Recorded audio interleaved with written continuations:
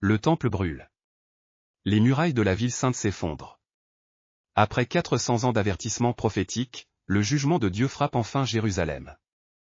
Nous sommes en 586 avant Christ, et l'impensable se produit, la ville de David tombe. Mais cette destruction révèle des vérités profondes sur la justice divine et la fidélité de Dieu à ses promesses. Aujourd'hui, nous explorons 2 Rois chapitre 25, le récit sombre mais nécessaire de la chute de Jérusalem. Écoutons d'abord le texte biblique, la 9e année du règne de Sédécia, le 10e jour du 10e mois, Nebuchadnezzar, roi de Babylone, vint avec toute son armée contre Jérusalem, il campa devant elle, et éleva des retranchements tout autour. Le siège commence. Pendant 30 mois, la ville résiste. Mais écoutons la suite, la famine était forte dans la ville, et il n'y avait pas de pain pour le peuple du pays. Alors la brèche fut faite à la ville. Puis vient le moment terrible, ils brûlèrent la maison de l'Éternel, la maison du roi, et toutes les maisons de Jérusalem. Le temple de Salomon, merveille du monde ancien, n'est plus que cendre.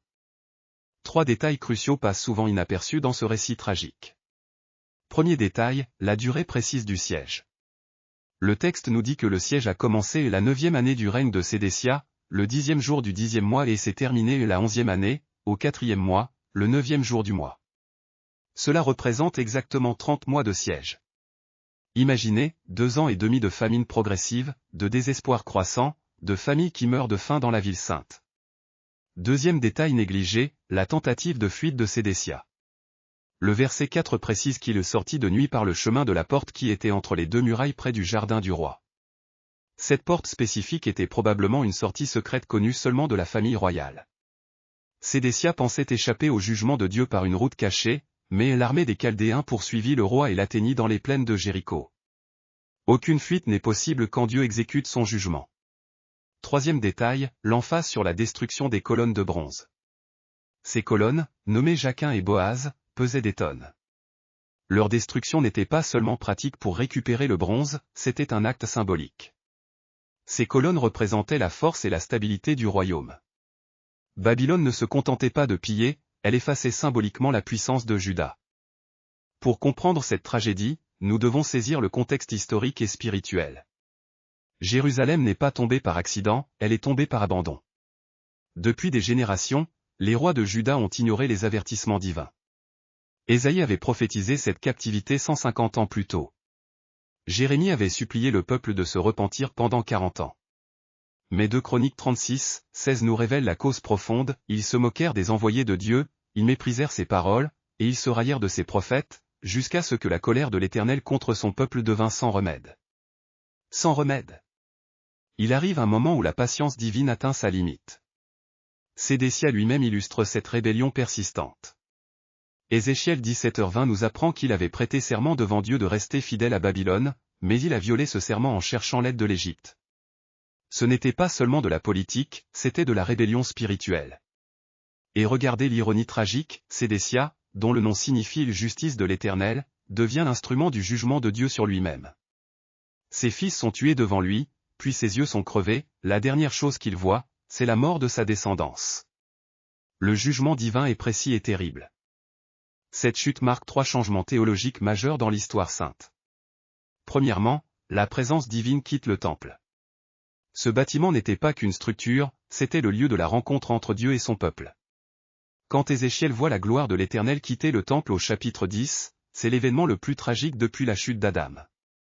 Dieu abandonne sa maison terrestre à cause de l'idolâtrie persistante. Deuxièmement, la royauté davidique semble brisée. Depuis que Dieu avait promis à David une dynastie éternelle, aucun roi légitime n'avait été détrôné de cette manière. Sédécia aveuglé et emprisonné, ses fils massacrés, la lignée royale paraît éteinte. Pourtant, Dieu préserve mystérieusement Joachim en prison, maintenant ainsi l'espoir messianique. Troisièmement, le système sacrificiel s'effondre. Plus de temples, plus de sacrifices quotidiens, plus de jours des expiations. Comment le péché peut-il encore être pardonné? Cette crise théologique prépare la venue du sacrifice parfait, Jésus-Christ, l'agneau de Dieu. La chute de Jérusalem n'est pas la fin de l'histoire, c'est la préparation douloureuse mais nécessaire à la révélation du vrai temple, le corps de Christ. Les créatures de Dieu sont témoins de cette tragédie cosmique. Écoutons leurs réflexions sur ce jour terrible. De ma hauteur, je vois toute la désolation. Les humains, créés pour régner sur nous dans la justice, ont détruit leur propre héritage. Comment peuvent-ils être si aveugles à leurs privilèges? Mon cœur se brise. Je me souviens du temple dans sa gloire, quand la paix régnait. Maintenant, où puis-je porter le rameau d'olivier? Tout est flamme et cendre. La justice divine rugit aujourd'hui. Pourtant, même dans ce jugement, je perçois quelque chose, une préservation. Le lion de Juda n'est pas vraiment vaincu. Cette chute prépare une restauration plus grande. Oui, frère lion. Mes yeux perçants voient au-delà de cette destruction. L'Éternel discipline ceux qu'il aime. Cette captivité purifiera un reste fidèle. Alors mes larmes ne sont pas que tristesse, elles sont aussi espoir. Comme après le déluge, la paix reviendra. Un jour, l'esprit de paix habitera de nouveau parmi les hommes. Que nous enseigne cette chute tragique pour notre époque? Premièrement, Dieu tient parole dans le jugement comme dans les bénédictions. Pendant 400 ans, il avait averti par ses prophètes. Quand le jugement est finalement tombé, personne ne pouvait dire que Dieu était injuste. Aujourd'hui, notre génération entend elle les avertissements divins? L'immoralité croissante, l'abandon de la parole de Dieu, la moquerie envers les choses saintes, ces signes ne nous rappellent-ils pas l'époque de Sédécia? Deuxièmement, la discipline divine vise toujours la restauration finale. Cette captivité babylonienne n'était pas la fin, elle était le moyen de purifier un reste fidèle. Daniel, Ézéchiel, Esdras, Néhémie, tous ces géants de la foi ont été formés pendant l'exil. Nos épreuves actuelles ne sont peut-être que la préparation de Dieu pour un réveil à venir. Troisièmement, nous sommes appelés à l'intercession comme Moïse sur la montagne, Exode 17h16. Jérémie a pleuré sur Jérusalem, Ézéchiel a intercédé pour le peuple. Aujourd'hui, qui pleure sur notre nation? Qui intercède pour que la grâce précède le jugement? C'est notre appel selon Acte 12, priez unis pour la délivrance avant qu'il ne soit trop tard. Prions ensemble, Seigneur Dieu, devant le récit de la chute de Jérusalem, nous tremblons. Tu es le Dieu saint qui ne tolère pas le péché indéfiniment. Pourtant, tu es aussi le Dieu de grâce qui discipline pour restaurer. Pardonne-nous nos rébellions personnelles et nationales.